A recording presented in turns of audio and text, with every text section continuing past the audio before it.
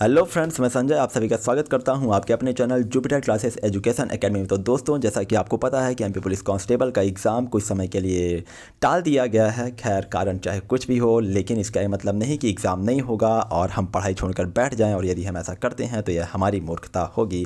तो मैं उम्मीद करता हूँ कि आपकी पढ़ाई उसी जोश के साथ, उसी जुनून के साथ चल रही होगी जैसा कि अभी तक चलती रही है और आगे भी चलती रहेगी। सो फ्रेंड्स, आपके लिए दो लाइन: होकर मायूस यूं ना अपना इरादा बदल, अपनी किस्मत अपने बूते चमकाई जा सकती है। तो दोस्तों, आपका एग्ज़ाम भी होगा, वो दिन भी आएगा, और आपके बदन पे वर्दी भी होगी, वो दिन भी आएगा। बस हमें अपनी मेहनत को, अपने जोश को, अपने जुनून को ज़िंदा रखना है और उसी जोश जुनून के साथ हमें पढ़ाई करते रहना है जब तक हमारा एग्ज़ाम ना हो जाए। तो दोस्तों, मैं आपके लिए लेके आ रहा हूँ एक बेहतरीन सीरीज़, जो कि हमारी एमपी जीके और वर्ल्ड जीके या इंडिया जीके से रिलेटेड क्वेश्चन होंगे इसमें, और यहाँ से आपको काफ़ी कुछ नए नए चीज़ें, नई नई जानकारी, नए नए फैक्ट सीखने को मिलेंगे। मैं ऐसी अपेक्षा करता हूँ। तो आइए शुरू करते हैं आज का अपना पहला क्वेश्चन है हमारा: मानवाधिकार दिवस किस दिन मनाया जाता है?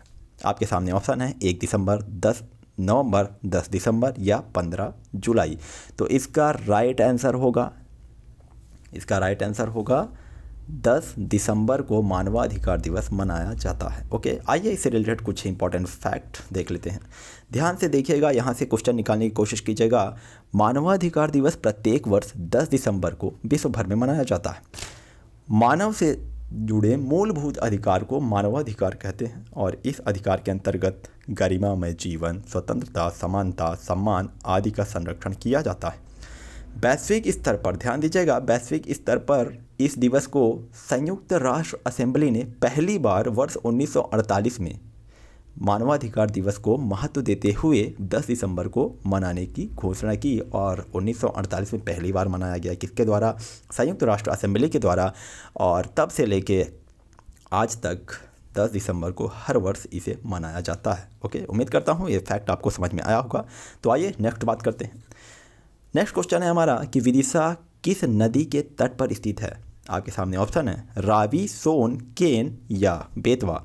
तो इसका राइट आंसर होगा बेतवा नदी के किनारे विदिशा स्थित है। जैसा कि आपको पता है कि विदिशा हमारे मध्य प्रदेश का एक जिला है, तो उस जिले में विदिशा शहर भी होगा। तो विदिशा जो शहर है वो बेतवा नदी के किनारे स्थित है। ध्यान से देखिएगा और यहाँ से आंसर निकालने की कोशिश कीजिएगा। और क्वेश्चन यहाँ से कैसे बनते हैं, देखिए, विदिशा शहर बेतवा नदी के तट पर स्थित है, क्लियर हो गया। और विदिशा नदी कहाँ से निकलती है? तो विदिशा नदी विंध्याचल पर्वत से निकलकर भोपाल, विदिशा, ग्वालियर, झांसी, औरैया होते हुए हमीरपुर के पास यमुना में मिल जाती है। मतलब कि विदिशा जो है इन शहरों में बहती है। यानी ये जो शहर भोपाल हो गया, विदिशा हो गया, ग्वालियर हो गया, इसके तट पर विदिशा जो नदी है, बेतवा जो नदी है, इनके तट पर स्थित है। क्लियर? अब समझने की कोशिश कीजिएगा कि जो बेतवा नदी है यह यमुना की सहायक नदी है। क्लियर है? तो यमुना में कहाँ मिलती है? तो हमीरपुर, जो कि उत्तर प्रदेश में है, वहाँ पे मिल जाती है। उम्मीद करता हूँ समझ में आया हो। नेक्स्ट, इतिहास के अनुसार किसने ग्वालियर की स्थापना की? आपके सामने ऑप्शन है राणा सिंह, सम्राट अशोक, राजा विक्रमादित्य या सूरज सिंह। तो इसका राइट आंसर हो जाएगा सूरज सिंह। ओके, तो सूरज सिंह ने ग्वालियर की स्थापना की थी। आइए इससे रिलेटेड कुछ फैक्ट जानने की कोशिश करते हैं। ध्यान से समझिएगा और यहाँ से क्वेश्चन निकालने की कोशिश कीजिए। ग्वालियर भारत के मध्य प्रदेश राज्य का एक प्रमुख शहर है, जैसा कि आपको पता है। और ऐतिहासिक दृष्टि से ग्वालियर शहर की स्थापना 6वीं शताब्दी में सूरज सिंह पाल कछवाह ने की थी। क्लियर है? भौगोलिक रूप से ग्वालियर शहर मध्य प्रदेश राज्य के उत्तर में अवस्थित है। कभी कभी ऐसे क्वेश्चन बनते हैं कि ग्वालियर मध्य प्रदेश की भौगोलिक रूप से किस दिशा में है ना, या भौगोलिक दृष्टिकोण से आप बताइए कि यह किस साइड में है, अवस्थित है। तो आपको इसका आंसर देना है कि भौगोलिक रूप से ग्वालियर जो है मध्य प्रदेश के उत्तर में अवस्थित है। क्लियर है? और यह शहर जो है, ग्वालियर जो है, गुर्जर, प्रतिहार, तोमर, कछवाह राजवंशों की राजधानी रहा है। ओके, नेक्स्ट क्वेश्चन है हमारा, हिंदुस्तान एरोनॉटिक्स लिमिटेड का मुख्यालय कहाँ स्थित है? आपके सामने ऑप्शन है चेन्नई, देवास, बेंगलुरु या कोरापुट। तो दोस्तों इसका राइट आंसर होगा, मैं उम्मीद करता हूँ कि आप अपने मन में आपको इन सारे क्वेश्चंस के आंसर पता होगा। ठीक है, तो इसका राइट आंसर होगा बेंगलुरु, यानी कि हिंदुस्तान एरोनॉटिक्स लिमिटेड का मुख्यालय कहाँ है, तो बेंगलुरु में है। ओके, आइए इससे रिलेटेड कुछ फैक्ट जानते हैं। हिंदुस्तान एरोनॉटिक्स लिमिटेड, जिसे हम HAL कहते हैं, भारत सरकार का एक सार्वजनिक उपक्रम है और इसका मुख्यालय कर्नाटक के बेंगलुरु में स्थित है। और इसकी स्थापना की अगर हम बात करें तो 1940 में मैसूर रियासत के उद्योगपति श्री सेठ बालचंद्र हीराचंद्र के सहयोग से की गई थी। और वर्तमान में यह क्या काम करता है, यानी कि जो हिंदुस्तान एरोनॉटिक्स लिमिटेड है, यह वर्तमान में क्या करता है, तो ध्यान दीजिएगा कि भारत सरकार, राज्य सरकार तथा रक्षा मंत्रालय को विमान, हेलीकॉप्टर तथा अन्य उपकरणों की आपूर्ति सुनिश्चित करता है। उम्मीद करता हूँ कि ये फैक्ट आपको समझ में आ रहे होंगे। नेक्स्ट क्वेश्चन है हमारा कि भारत में कुल कितने केंद्र शासित प्रदेश हैं। ध्यान से कीजिएगा, बहुत सरल क्वेश्चन है, लेकिन कभी कभी हम गलती से गलत कर देते हैं और उसकी वजह से हमारा सिलेक्शन नहीं होता। ओके, तो इसका राइट आंसर हो जाएगा कि भारत में कुल केंद्र शासित प्रदेशों की संख्या वर्तमान में 8 है, जैसा कि आपको पता होगी। ओके, आइए जानते हैं इससे रिलेटेड कुछ फैक्ट कि भारत में पारंपरिक रूप से 7 केंद्र शासित प्रदेश थे। मैंने क्या कहा, 7 केंद्र शासित प्रदेश थे। और 2019 में जम्मू कश्मीर पुनर्गठन विधेयक के बाद 9 केंद्र शासित प्रदेश अस्तित्व में आए।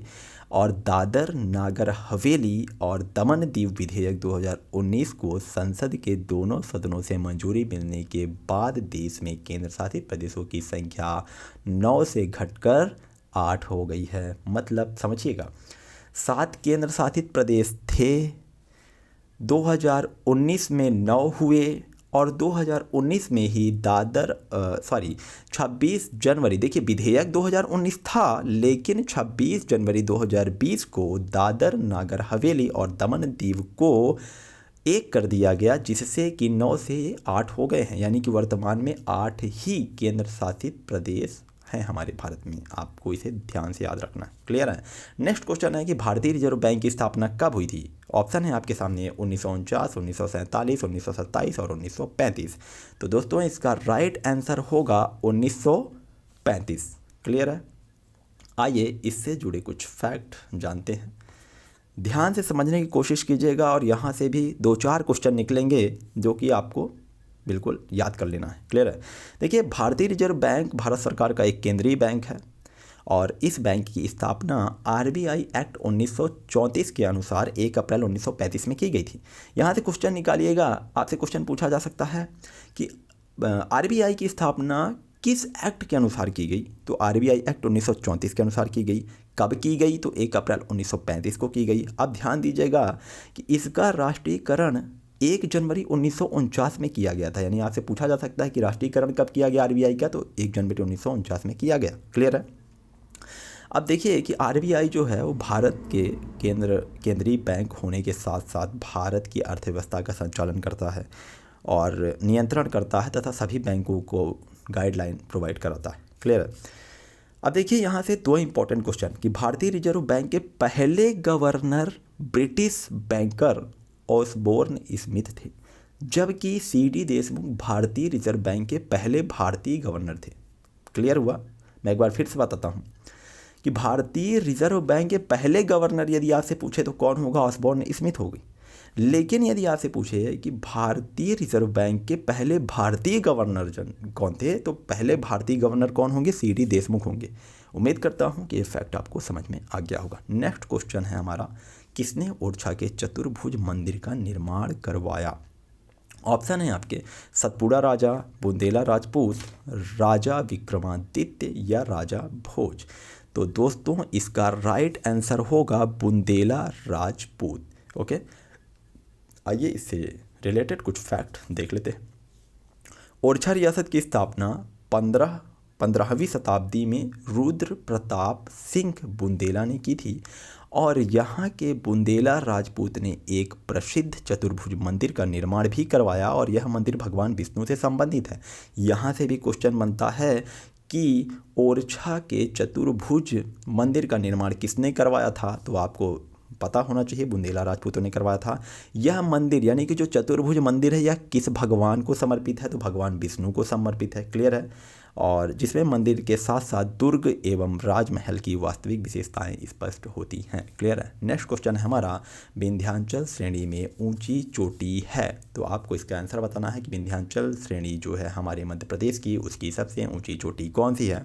तो आपके सामने ऑप्शन है बैल चोटी, मिकाई श्रेणी, कैस्केड श्रेणी या गुडविल चोटी। तो इसका सही जवाब होगा गुडविल चोटी। क्लियर है। आइए इससे जुड़े कुछ फैक्ट देख लेते हैं। देखिए, विंध्याचल पर्वत श्रेणी भारत के पश्चिम मध्य में स्थित प्राचीन गोलाकार पर्वत की श्रृंखला है जो भारत को दक्षिण तथा उत्तर भागों में विभाजित करती है। मतलब कि विंध्याचल पर्वत श्रेणी जो है भारत को उत्तर और दक्षिण भाग में डिवाइड करती है। क्लियर है। अब ध्यान दीजिएगा कि विंध्याचल पर्वत श्रेणी की सबसे ऊंची चोटी को गुडविल चोटी कहा जाता है और यह पर्वत श्रृंखला जो है पश्चिम में राजस्थान तक और मध्य प्रदेश से होते हुए पूर्व में उत्तर प्रदेश के मिर्ज़ापुर में गंगा नदी तक फैला हुआ है। क्लियर है। नेक्स्ट क्वेश्चन है हमारा, भारत की परमाणु सक्षम मिसाइल अग्नि 5 का 2016 में किस द्वीप से परीक्षण किया गया था? ओके, यहाँ पे खाली स्थान जो डैश डैश बना है तो आपको यहाँ पे एक ऑप्शन भरना पड़ेगा। तो इसमें ऑप्शन है जो कि आपके सामने, मुनरो द्वीप है, श्रीरंगरम द्वीप है, अब्दुल कलाम द्वीप है या हैवलॉक द्वीप। तो इसका सही जवाब होगा अब्दुल कलाम द्वीप। ओके, आइए इससे रिलेटेड भी फैक्ट हैं जो कि हमारे एग्ज़ाम के हिसाब से काफ़ी इंपॉर्टेंट है। ध्यान से समझने की कोशिश कीजिएगा कि भारत की लंबी दूरी तक मार करने वाली मिसाइल की श्रृंखला में अग्नि 5 का सफल परीक्षण 2016 में उड़ीसा के अब्दुल कलाम द्वीप से किया गया। क्लियर। इस मिसाइल की मारक क्षमता कितनी है? तो ज़मीन से ज़मीन पर 5000 किलोमीटर तक है। अब यहाँ पे सबसे इम्पॉर्टेंट फैक्ट जो कि आपको देखना है कि 2015 में उड़ीसा सरकार ने भद्रक जिले में स्थित व्हीलर द्वीप का नाम बदलकर APJ अब्दुल कलाम द्वीप रख दिया गया। तो कब रखा गया? 2015 में रखा गया। किस जिले में है? तो भद्रक जिले में है। कहाँ है? किस राज्य में है? तो उड़ीसा में है। किसका नाम बदला गया? तो व्हीलर द्वीप का नाम बदलकर डॉक्टर APJ अब्दुल कलाम द्वीप रखा गया। उम्मीद करता हूँ कि ये फैक्ट आपको समझ में आ गया होगा। नेक्स्ट क्वेश्चन की अगर हम बात करें कि राष्ट्रीय प्रतीक पर निम्न में से कौन सा शब्द अंकित है? जैसा कि हमारे सामने ऑप्शन है सत्यमेव जयते, वंदे मातरम, जनगण मन, भारत माता की जय। ध्यान दीजिएगा, मैंने बिल्कुल ऐसे क्वेश्चन उठाए हैं जो कि आपके एग्ज़ाम में जिस लैंग्वेज में पूछे गए थे बिल्कुल वही क्वेश्चन मैंने यहाँ पे उठाए। क्लियर है। तो दोस्तों, इसका सही जो आंसर है राष्ट्रीय प्रतीक चिन्ह में निम्न में से मतलब कौन सा शब्द अंकित है, जो हमारा राष्ट्रीय प्रतीक चिन्ह है उसमें कौन सा शब्द अंकित है? तो इसका सही जवाब होगा सत्यमेव जयते। क्लियर है। आइए इससे भी रिलेटेड कुछ फैक्ट जान लेते हैं। ध्यान से समझने की कोशिश कीजिएगा। हैं बहुत छोटी चीज़ें लेकिन बहुत इंपॉर्टेंट है और हमें पता होना चाहिए। राष्ट्रीय प्रतीक का भारत का जो राष्ट्रीय प्रतीक पर भारत का आदर्श वाक्य है वो सत्यमेव जयते अंकित है। क्लियर है। यह भारत के राष्ट्रीय प्रतीक के नीचे देवनागरी लिपि में अंकित है। सत्यमेव जयते को कहाँ से लिया गया है? तो मुंडको उपनिषद से अधिग्रहित किया गया है, यानी कि मुंडको उपनिषद से लिया गया है और यह क्वेश्चन भी एग्जाम में काफ़ी बार पूछा गया है। इस वाक्य का अर्थ क्या होता है? सत्यमेव जयते जो है इसका अर्थ क्या होता है? तो सदैव सत्य की विजय। क्लियर है। अब ध्यान से समझने की कोशिश कीजिएगा कि भारत का राष्ट्रीय चिन्ह क्या है? तो अशोक स्तंभ है, जैसा कि आपको सामने दिख रहा है स्क्रीन पर, जो कि देवनागरी लिपि में अंकित है। क्या अंकित है देवनागरी लिपि में? तो सत्यमेव जयते जो लिखा हो देवनागरी लिपि में अंकित है। इसका अर्थ जैसा कि मैंने बताया कि सत्य की विजय होती है, यानी कि सत्य की ही विजय होती है, सत्यमेव जयते का अर्थ है। क्लियर है। अब देखिए यहाँ पे कि 26 जनवरी 1950 को अशोक स्तंभ को भारत के राष्ट्रीय चिन्ह के रूप में आधिकारिक रूप से स्वीकारा गया था। आपसे क्वेश्चन पूछा जा सकता है कि अशोक स्तंभ को भारत के राष्ट्रीय चिन्ह के रूप में कब स्वीकारा गया? तो आपको क्या आंसर देना है? 26 जनवरी 1950 को स्वीकारा गया। तो दोस्तों, मैं उम्मीद करता हूँ कि आपको काफ़ी मज़ा आ रहा होगा और काफ़ी कुछ नई नई चीज़ें जो भी नए लोग होंगे, जो तैयारी में नए नए उतरे होंगे, उन्हें काफ़ी कुछ क्लियर हो रहा होगा, नई नई चीज़ें सीखने को मिल रही होंगी। और विश्वास रखना, ये क्वेश्चन मैंने अपने से नहीं बनाए हैं, ये सारे के सारे क्वेश्चन आपके पुराने पेपर में आए हुए हैं और मैंने कुछ अपनी तरफ से एक्स्ट्रा फैक्ट जोड़ने की कोशिश की है, जो कि आप ऐसा ना लगे आपको कि टाइम पास किया जा रहा है। क्योंकि मैं देखता हूँ यूट्यूब पर बहुत सारे ऑप्शन हैं आपके पास पढ़ने के लिए, और वहाँ पे बहुत से लोग बस क्वेश्चन पूछते हैं, उसके 4 ऑप्शन देते हैं और उसमें 2-4 मिनट टाइम ख़राब करते हैं और आपको मज़ा आता है। लेकिन हमें अपना टाइम नहीं ख़राब करना है, जो भी हमें एक्स्ट्रा टाइम मिला है उसको हमें सदुपयोग करना है, जिससे हम और भी बेहतर प्रदर्शन कर पाएँ।